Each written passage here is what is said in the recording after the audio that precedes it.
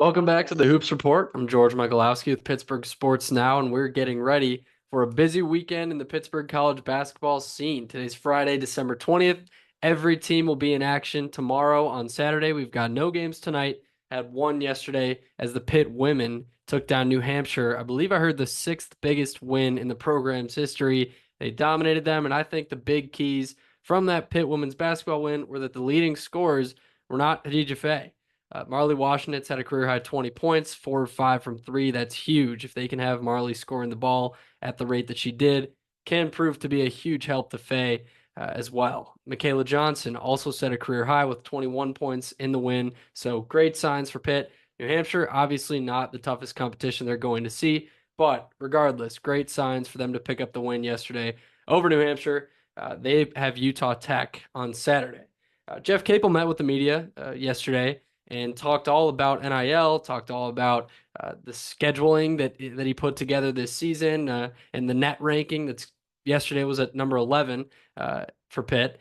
And I thought the most important things he talked about were that NIL market. He said, look, the market's changing every day still. Like it's still fluid. And he said this is the first year that they've had to deal with NIL discussions with incoming freshmen, with high school kids. So really interesting stuff. Check it out on Pittsburgh Sports Now to hear him elaborate on Bub, Jalen, Papa's process last year when, look, that didn't come up in those conversations. Now, I don't know if it came up with Biba. I think he was more of a hometown guy. I think he was committed for so long that I doubt NIL played a role in his commitment necessarily.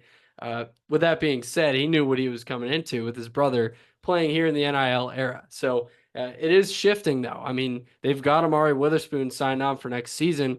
No other high school prospects committed right now. I think Pitt's going to go heavy into the portal, which Jeff Capel said this year he expects the market to go up even further. He expects it to get crazy come March and to increase what these guys are getting paid in college basketball. So again, check out that press conference on PSN. We've got it on this YouTube channel. 24 minutes with Jeff Capel. He was great. Got into a lot of detail about a lot of different things.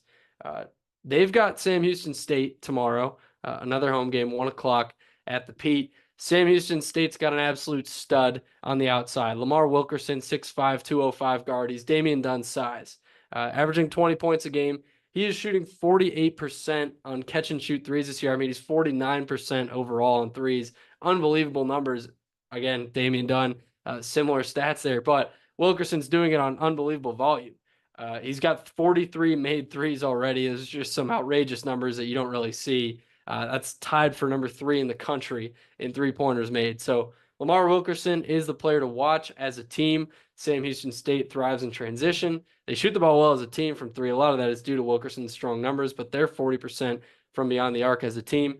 15 fast break points a game. That's top 40 in the nation.